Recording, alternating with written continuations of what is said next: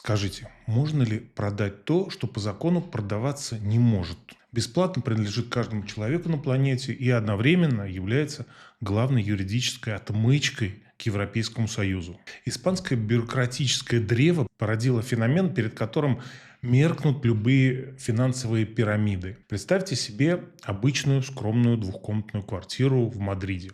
40 квадратных метров, скромный линолеум, старый холодильник. А теперь откроем реестр прописанных лиц, падрон муниципаль, и обнаружим, что в этой квартире, согласно официальным данным Королевства Испания, абсолютно законно и плечом к плечу проживают 84 человека. 84 взрослых гражданина из Венесуэлы, Колумбии, Марокко и стран СНГ на 40 квадратных метрах. Это примерно 1,5 квадратных метра на троих, если спать исключительно стоя и по графику. Офицеры национальной полиции, накрывшие этот Ноев ковчег на бумаге, выяснили. Хозяин квартиры, скромный пенсионер, зарабатывал на своей виртуальной коммуналке около 2000 евро в месяц. Он продавал бумагу. Бумагу под названием «Сертификado de Empadronamiento». Всем привет! Я Алекс Макси, вы смотрите канал «Кому что в Испании». Сегодня мы вскроем теневой рынок, о котором испанские чиновники предпочитают ораторствовать с высоких трибун, пока под их собственными окнами вершится самый циничный, высокодоходный и абсолютно безнаказанный бизнес современности. Мы поговорим о том, как обычный штамп о прописке превратился в нелегальный товар с миллионными оборотами. Давайте на минуту отвлечемся от криминальных хроник и зададим простой вопрос. Почему нормальные, адекватные люди готовы платить от 500 до 1500 евро за то, чтобы их просто вписали в реестр чужого дома? И как Испания вообще дошла до такой жизни? Чтобы понять масштаб бедствия, нужно заглянуть в историю. Система падрон муниципаль придумана не вчера.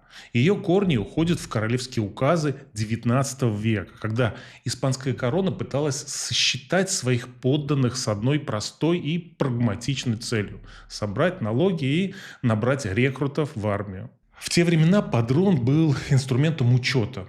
Есть голова, есть дом, заплати налог на скот, землю и спи спокойно. При диктатуре Франциско Франко в середине 20 века система приобрела еще один подтекст – полицейский контроль. Властям нужно было четко знать, кто перемещается из низших деревень Андалусии в индустриальную, скажем, Барселону. Но наступила демократия, пришла Конституция 1978 года, а затем и закон о местных органах власти 1985 года. И законодатели решили сделать как лучше. Они прописали в законе идеалистическую, почти святую норму. Мэрия обязана прописать любого человека по месту его фактического проживания. Даже если у него нет документов, даже если он живет в коробке под мостом. Мэрию не должно волновать его юридическое положение. Она просто фиксирует факт присутствия человека на земле. Задумывалось это как победа гуманизма, а превратилось в крепостное право наоборот. Кстати, похожая логика есть и в других странах Европы. Немецкий «Anmeldung», французский «Justificat de domicile». Разница в одном. Там регистрация – техническая формальность, а в Испании она стала единственным юридическим доказательством самого твоего существования в стране. Сегодня падроны – это ваше юридическое рождение на территории королевства. Нельзя привязать ребенка к школе без падрона. Нельзя получить санитарную карту и попасть к врачу без падрона.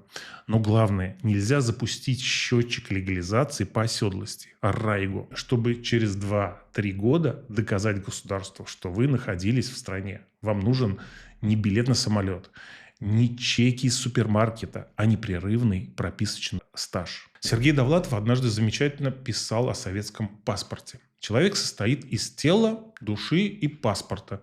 Но именно паспорт определяет, где эти тело и душа имеют право находиться. В современной Испании роль этой всемогущей оси мироздания выполняет справка из мэрии. Но вот в чем деликатный, почти драматический парадокс. Закон обязывает прописывать всех. А чиновники в Мадриде, Барселоне, Аликанте и на побережье устраивают тотальный саботаж. Очереди на запись в мэрию раскупаются ботами за секунды. А хозяева съемных квартир впадают в священный ужас при слове «прописать». опасаясь, что арендатор превратится в невыселяемого оккупаса. Искусственно созданный дефицит, умноженный на жесткое требование закона.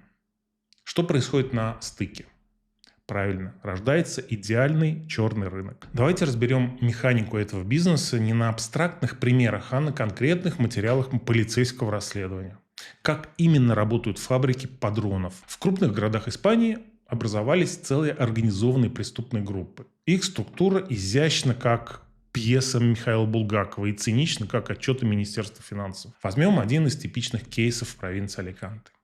В поле зрения оперативников попало агентство недвижимости. Схема была точна до гениальности. Они находили пожилых испанцев, владеющих ветхим жильем в бедных районах, или собственников, постоянно проживающих в других районах. За каждые подписанные документы пенсионерам доплачивали по 100-150 евро. А с клиента отчаявшихся мигрантов брали от 600 до 1200 евро за человека. В ходе обысков полицейские с изумлением обнаружили дом без крыши и воды, в котором официально проживали несколько десятков человек. Когда следователи пришли на адрес, они застали там только голые стены и гуляющий ветер. А вот другой почерк.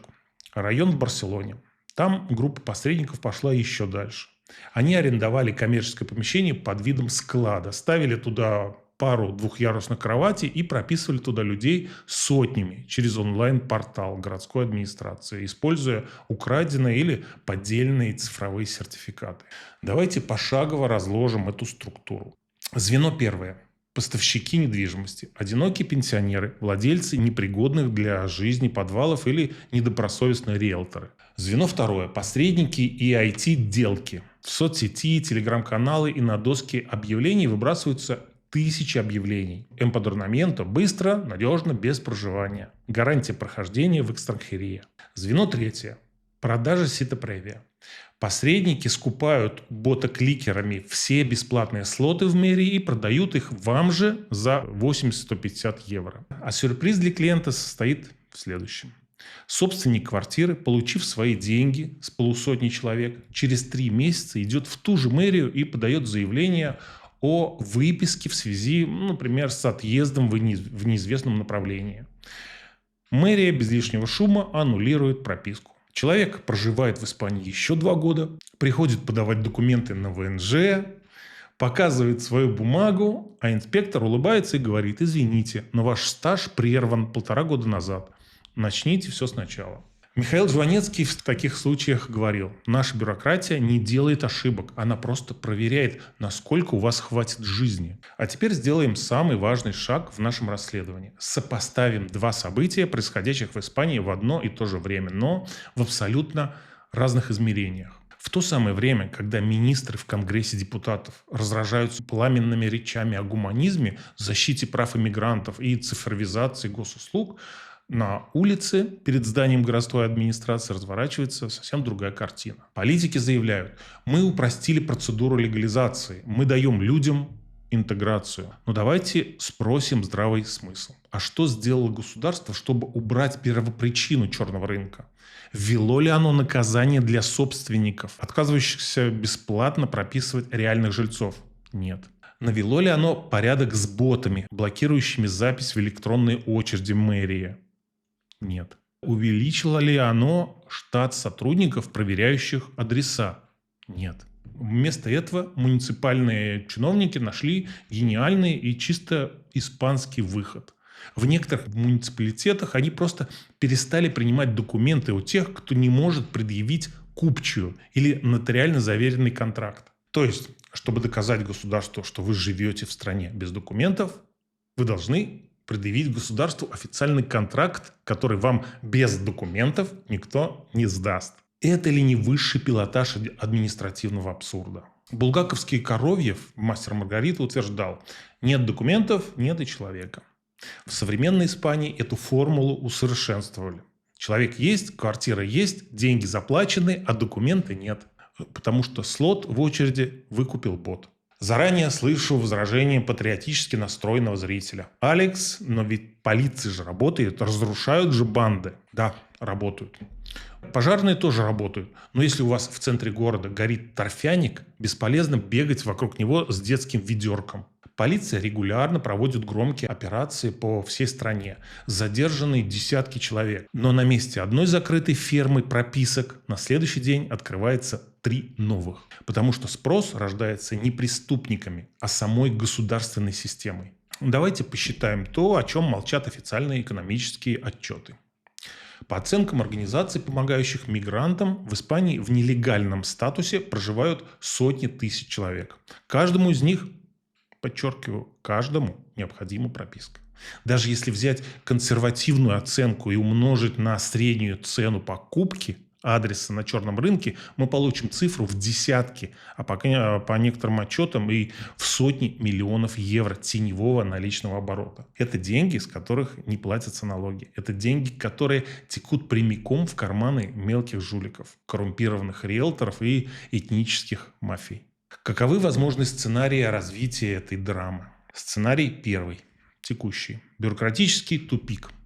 Государство продолжает делать вид, что ничего не происходит, цены на теневом рынке растут, а тысячи людей оказываются выброшенными из юридического поля из-за внезапных выписок задним числом. Сценарий второй. Полная цифровизация и автократия. Перевод падрон на единую национальную базу данных с биометрической проверкой и автоматическими визитами полиции к каждому, кто прописывает больше 3, например, неродственников. Сценарий третий, единственно разумный, на мой взгляд. Разделение понятия прописка для статистики и медицины и прописка для жилищных прав. Но для этого испанскому законодателю придется признать очевидное, что их текущая система сама стимулирует криминал. История с торговлей пропиской – это не просто скандал из жизни иммигрантских кварталов. Это зеркало, в котором отражается главное противоречие современной Европы. Противоречие между декларируемым гуманизмом и тотальной бюрократической импотенцией. Когда государство создает законы, которые физически невозможно выполнить честным путем, оно не останавливает нарушения, оно просто устанавливает на них рыночную цену. И вот здесь стоит задать себе вопрос глубже, чем просто сколько это стоит.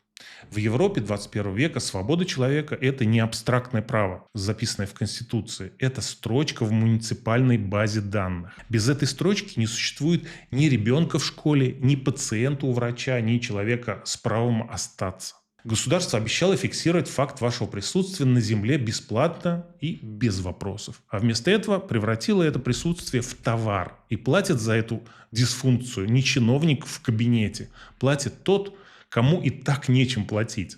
Если вы планируете переезд в Испанию или уже проходите этот непростой путь, помните главный урок нашей сегодняшней истории. Не верьте легким путям и объявлениям на столбах. Покупка фальшивого падрона – это не услуга, это бомба замедленного действия под вашей будущей резиденцией. Напишите в комментариях, сталкивались ли вы с проблемами при прописке в Испании. Сколько времени или нервов вам стоила заветная сито-превия? Подписывайтесь на канал «Кому что в Испании», ставьте лайк этому видео. Мы разбираем эту страну глубоко, честно и без дешевых иллюзий. С вами был Алекс Макси. Un beso, un abrazo y hasta pronto, amigos.